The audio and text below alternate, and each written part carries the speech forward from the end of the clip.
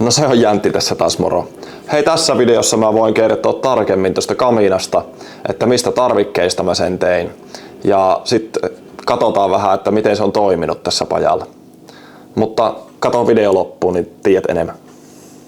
Se on Jäntti! Joo, eli ihan lyhyt kamiina-esittelyvideo vielä. Tarkemmin esittelen ja kerron, mistä tarvikkeista mä tämän tein. Eli tämä pömpeli, se on kerrostalokohteen paisunta-astia, lämmitysverkostoon liittyvä osa.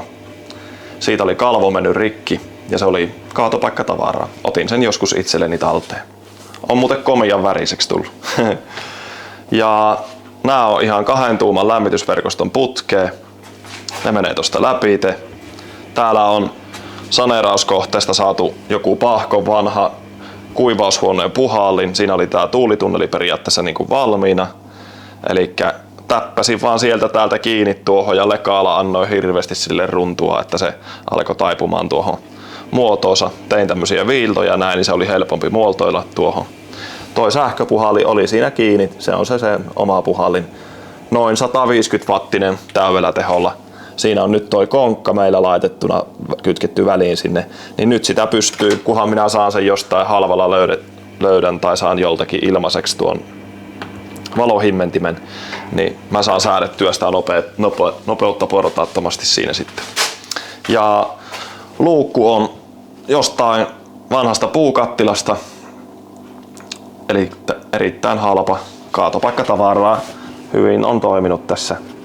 Sitten siellä on mulla on tuolla pohjalla niin sen puukattila arinat, niin ei palaa heti läpi tuosta kattilan pohjasta. Ja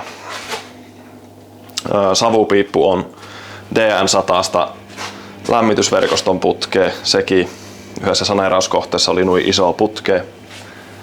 Niin siitä tuli sitten tehtyä toi savupiippu.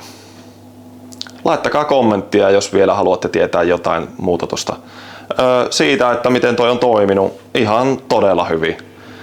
Niin kuin nytkin näkee, mulla on teepaita päällä.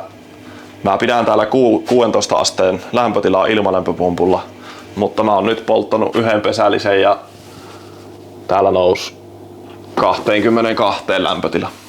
Tuli hiki. Piti muuten pajeroa vähän hitsata. Ratkesi tuo toisen puolen poikittais. Onko tuo nyt poikittainen kallistuksen vakaaja? Niin, sen kannake tuolta toiselta reunalta. Mutta se on nyt hitsattu. Huomenna lähdetään sillä liikenteeseen. Olisiko tämmönen video tähän väliin? Ei oikeastaan muuta tuu mieleen. Laittakaa kommenttia, jos haluatte tietää jotain tästä enemmän. Mun mielestä tommonen kamiina toimii todella hyvin. Erittäin hyvää. Ihan pystyisi joku lämmittämään oman pienen pajansa niin tommosella pelkästään tolle, jos jaksaa joka päivä vaan polttaa puuta. Mutta mä ajattelin ton vaan hommata ilmalämpöpumpun kaveriksi. Ja sitten varsinkin kun kovalla pakkasella, jos joutuu jotain jäistä jäädata-autoa lykkimään tuosta ovesta sisään traktorilla työntämään tai muuta, jos on mennyt vaikka rikki, niin saapi paha ovi olla selällään tuossa vähän pitemmän aikaa, kun laittaa tuon puhaltimen hyvissä ajoin tuon kaminan lämmittää. Ja sitten jäiset autot hyvä sulattaa tuon avulla, pistää pöhisemään.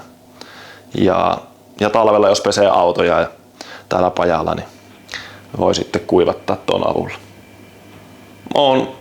En edes osannut odottaa, että tosta tulisi noin hyvää tosta kamiinasta. Suosittelen kyllä tekemään. Ja ottakaa kanava tilaukseen. Mulla saattaa aina välillä tulla mieleen tämmöisiä erikoisia projekteja näiden autojen lisäksi. Kyllähän mä yritän semmonen navettatimpuri olla. En oo mikään hirmu taitava rakennusmies, mutta kaiken yritän tehdä itse. Kiitos kun oot kattonut tähän asti videoita. Kato tosiaan mun edellinen video, jos haluat nähdä miten mä tein tuon kaminan. Tässä mä vaan kerroin vähän tarkemmin, että mistä tarvikkeista mä sen tein. Palataanpa seuraavassa videossa taas asiaan. Moro!